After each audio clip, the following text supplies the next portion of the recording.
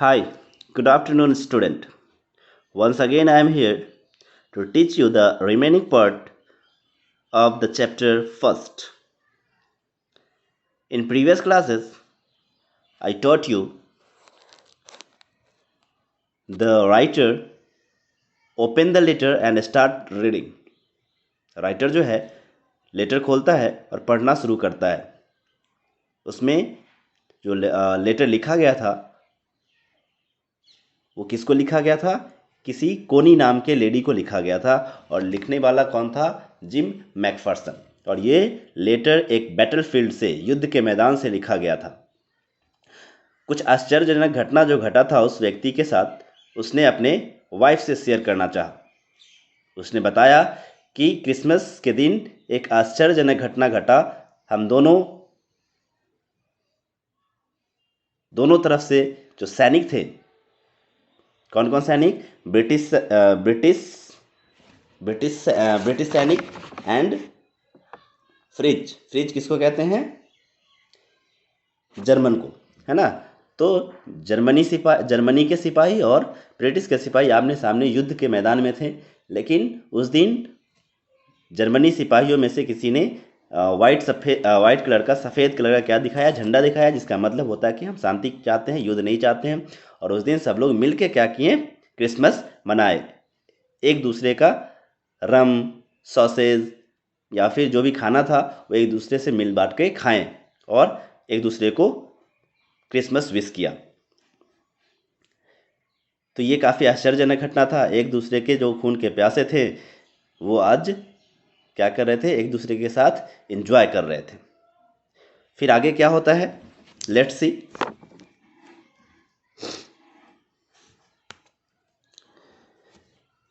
Writer कहता है, then someone I don't know who brought out a football.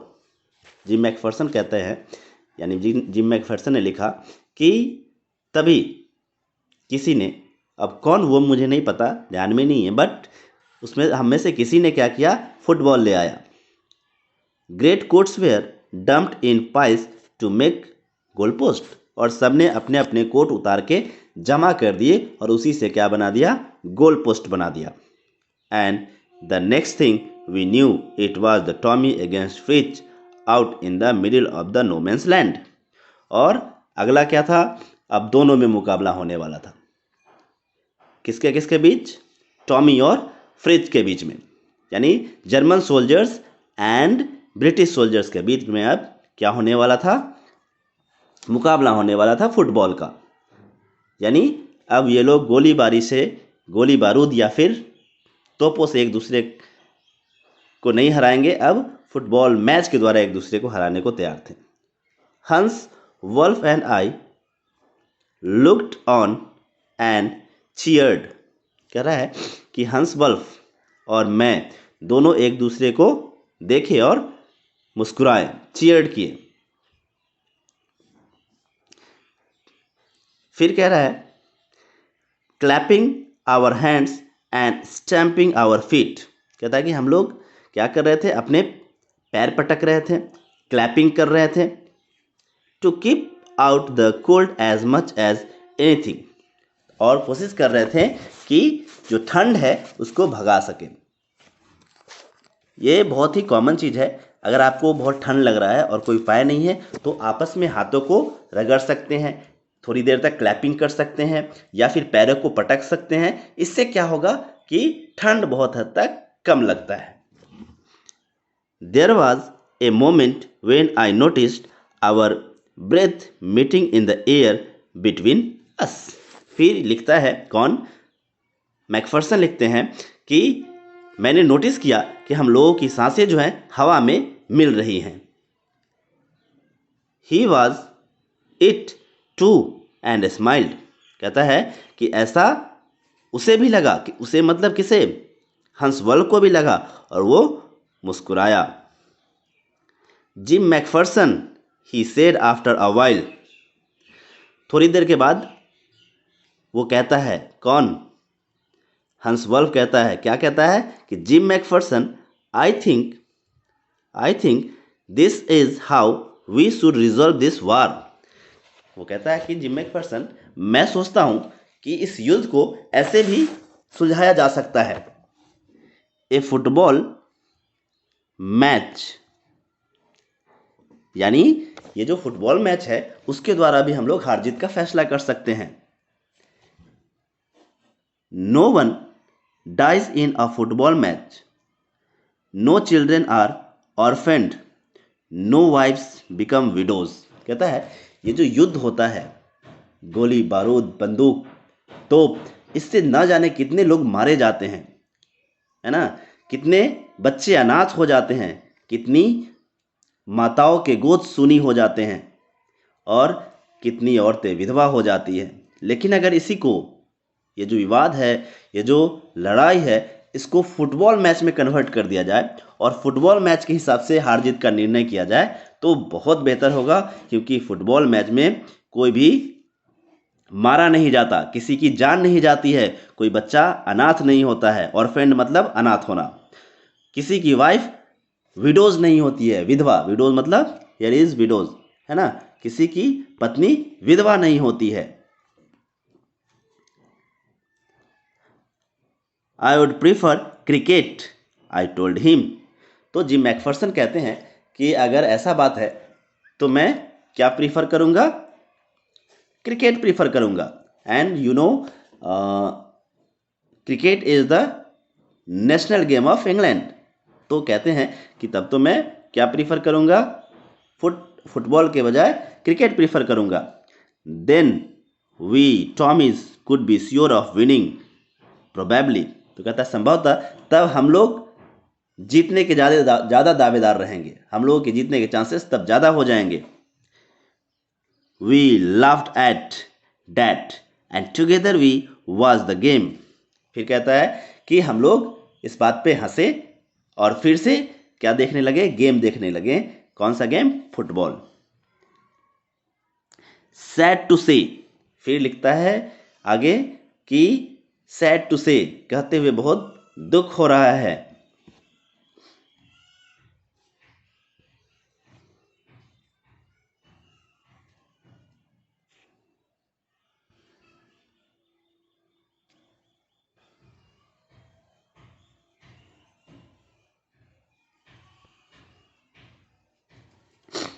Sad to से कोनी, फिर कोनी को लिखता है कि कोनी, मुझे यह कहते हुए बहुत दुख हो रहा है। Freeze von 2-1। फ्रीज जो है 1 के मुकाबले 2 के मुकाबले 1 गोल से जीत गए। यानी ब्रिटिश आर्मी ने, ब्रिटिश सिपाही ने 1 गोल किया और जर्मन वालों ने 2 गोल किया।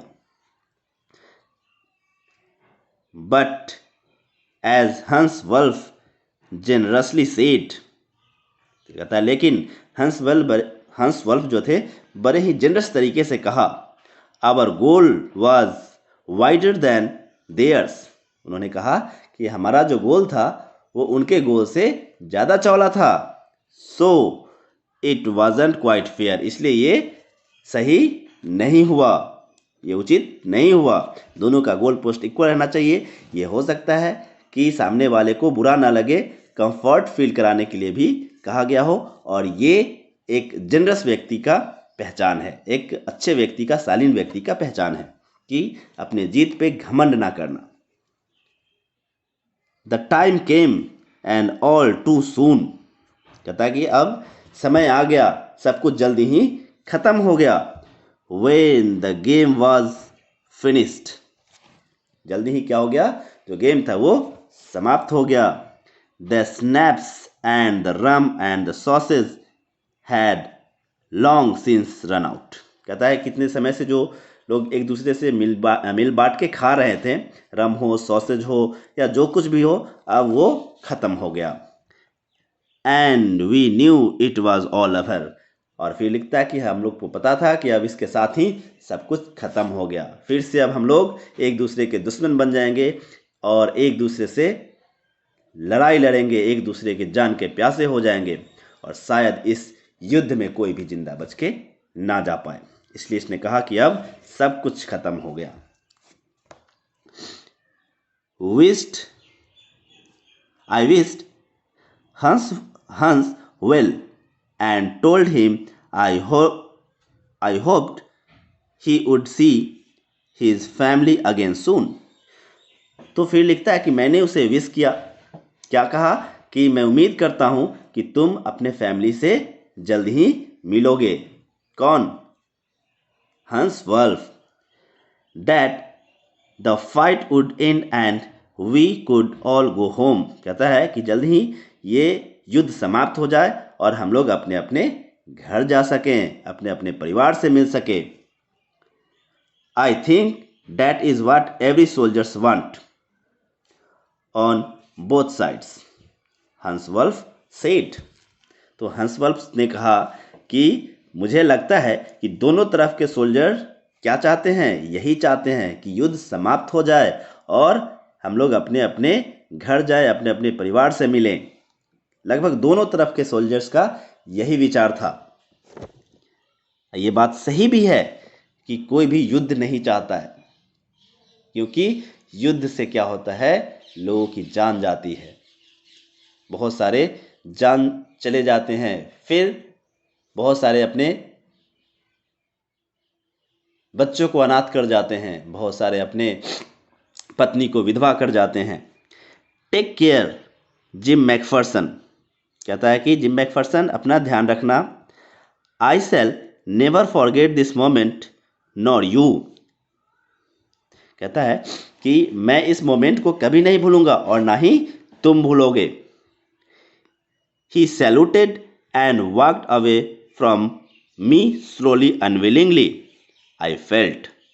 कहता है कि मुझे ऐसा लगा कि उसने मुझे सैल्यूट तो किया और अनविलिंगली, ना चाहते हुए भी वो मुझसे धीरे धीरे दूर जाने लगा, क्योंकि अब फिर से युद्ध का समय आने वाला था और कोई नहीं चाहता था कि युद्ध हो। He turned to wave just once and then become one of the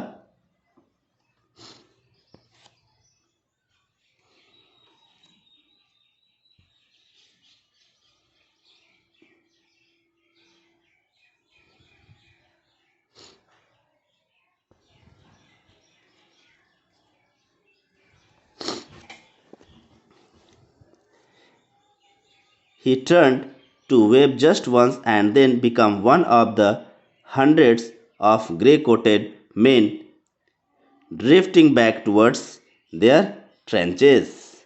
और वो उसके बारे में कह रहा है, हंसवल्फ के बारे में लिख रहा है कि वो एक बार फिर मुड़ा, मुझे सैल्यूट किया और फिर धीरे धीरे वो कहाँ शामिल हो गया, उस बहुत सारे हंड्रेड्स ऑफ ग्रे कोट जो पहने हुए सोल्जर्स थे उनमें शामिल हो गया, जो अपने ट्रेंच की तरफ जा रहे थे युद्ध के लिए या युद्ध लड़ने के लिए। That night, back in our dugout, we heard them singing a carol.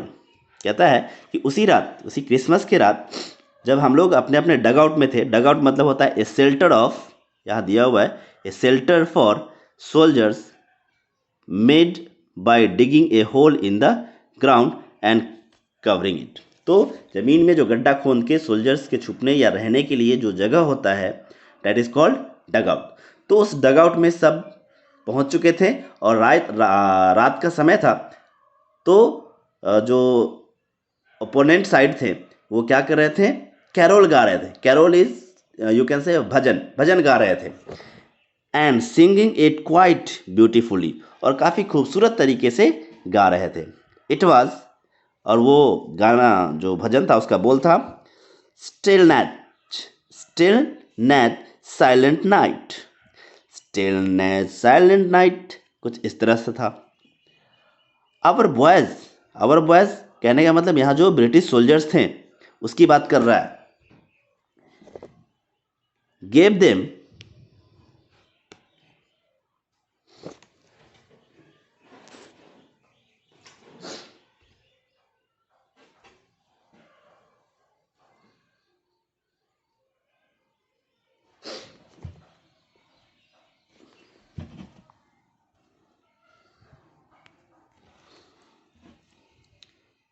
Our boys gave them a rousing chorus of while shepherd watched।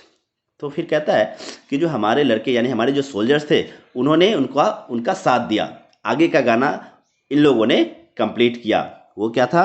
Wild shepherd watch, यानी साइलेंट वाइल्ड शेफर्ड वॉच, कुछ इस तरह से गाना था, कैरल था। He exchanged carols for a while and then we all fell silent. तो एक दूसरे से जो कैरोल्स था वो एक्सचेंज किए, यानी फर्स्ट स्टेंजा ये गा रहे थे, फिर उसके बाद आगे का स्टेंजा वो, फिर ऐसा हुआ कि उनका स्टेंजा ये गाते थे, फिर इनका स्टेंजा वो गाते थे, यानी टॉमी और फ्रिज की बात कर रहे हैं। तो इस तरह से चलता रहा। उसके बाद बिल्कुल साइलेंट, सन्नाटा छा गया।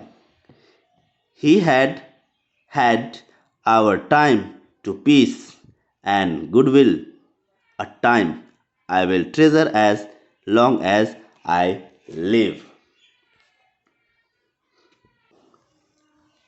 तो मैकफर्सन लिखते हैं कि हमें एक शांति और अच्छाई का दिन मिला था, एक ऐसा समय जो मैं सारे जीवन के लिए खजाने के समान संभाल कर रखूंगा, ऐसा ये वक्त था।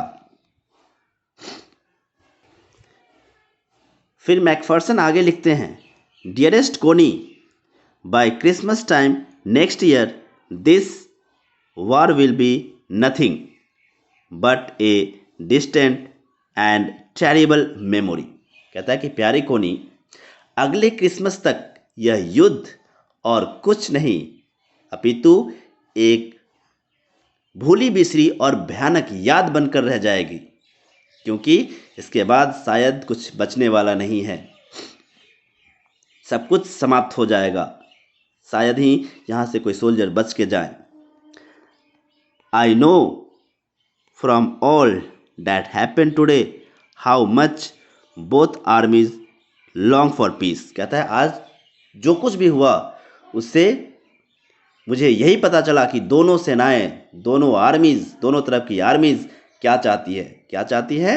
शांति चाहती है ना, ताकि वो भी सुकून से रह सके, अपने घर पे अपने परिवार के साथ रह सके। We shall be together again soon, I am sure of it।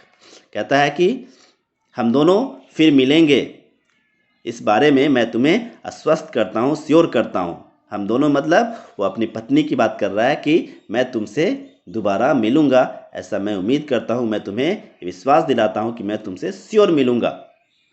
Your loving gym, और नीचे अपना नाम लिखता है। ये था letter. This letter was written to Mrs. Coney by her husband Jim McPherson। तो ये पढ़ रहा था कौन?